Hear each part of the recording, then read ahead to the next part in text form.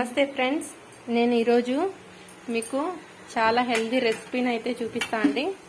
ఇది మనం వినాయక చవితికి చేస్తాం కదా ఉండ్రాళ్ళు. అదైతే నేను ఈరోజు మా పిల్లల స్నాక్స్ కోసం అయితే చేశాను. ఇది చూడండి, చాలా స్మూత్గా లోపల పూర్ణము, తింటే బెల్లము, పల్లీలు ఇలా వేసుకొని స్నాక్స్ కోసం అయితే నేను ఇలా చేశానండి. దానికోసం అయితే ఫస్ట్ బియ్యం పిండి, మన రేషన్ బియ్యం ఉంటాయి కదా, అవి కొంచెం పొద్దున్నే నానబెట్టుకోవాలి.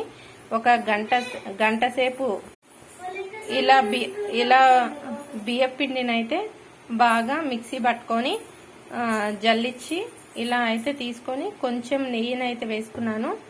కొంచెం సాల్ట్ అండి, చాలా తక్కువ అంటే తక్కువ, ఇలా జస్ట్ ఒక పించ్ అయితే వేసుకొని ఇలా బాగా కలుపుకున్న తర్వాత ఇప్పుడు వేడి నీళ్లు కెటిల్లో అయితే కాంచుకున్నాను.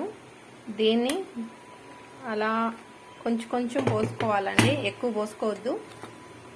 కొంచెం పోసుకొని మనం పిండి చపాతీ పిండికి ఎలా కలుపుతామో అలా పెట్టుకోవాలి. ఈ వేడి నీళ్లు పోయటం వల్ల పిండి చాలా స్మూత్గా అయిపోతుంది. చూడండి ఫ్రెండ్స్, ఇలా మనం చేసుకొని దీంట్లో నేను పల్లీలు, కొబ్బరి, బెల్లము కొద్దిగా ఇలాచి వేసుకొని పౌడర్ చేసుకున్నా అండి. దీన్ని అయితే ఇలా కొంచెం వేసుకొని ఇలా జస్ట్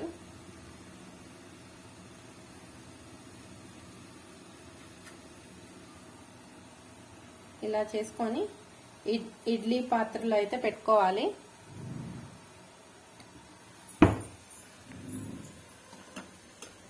ఇలా నేను ఆల్రెడీ కొన్ని పెట్టాను.